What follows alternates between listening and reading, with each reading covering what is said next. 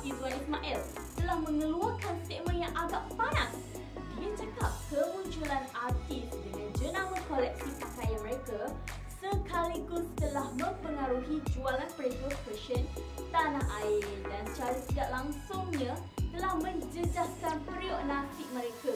Dan pereka-pereka fashion yang lain ini juga telah menjadikan persaingan yang sengit sebab pereka fashion yang selalu menggunakan selebriti untuk mempromosikan koleksi mereka.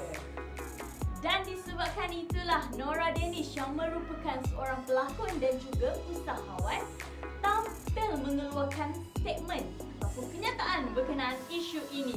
So Nora ni pun cakaplah pereka-pereka fashion ni tak patutlah menganggap kehadiran selebriti mengeluarkan koleksi pakaian mereka mengganggu pasaran. Menurut Nora, walaupun mereka semua tak ada pengetahuan dalam bidang fashion, tapi disebabkan minat mereka dan membuatkan ramai peminat-peminat menunggu koleksi daripada selebriti-selebriti ini.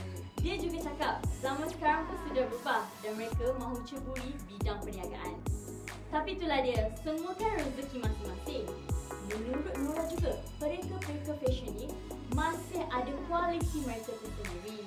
Dan diorang ni pun tak patutlah nak rasa tercabar dengan selebriti-selebriti sebab diorang semua ni baru berjinak-jinak dalam dunia fashion. Tapi itulah dia, pereka-pereka fashion ni tak payahlah nak gelabah sangat sebab dah tentu-tentulah ada orang nak beli diorang punya koleksi kan.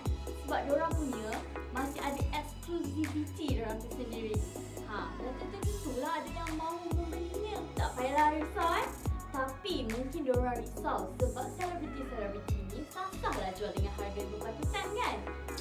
Alah, tak salah pun kalau kita nak bersaing secara sihat. Pada anda semua, terima kasih kerana menonton Oi Serga. Jangan lupa subscribe YouTube kami, follow Instagram, Twitter dan Facebook kami. Jangan lupa dapatkan aplikasi Oi Jom di Google Play sekarang. Pada butik Marina Yazid, terima kasih kerana menaja pakaian saya untuk episod kali ini. Jumpa lagi, bye!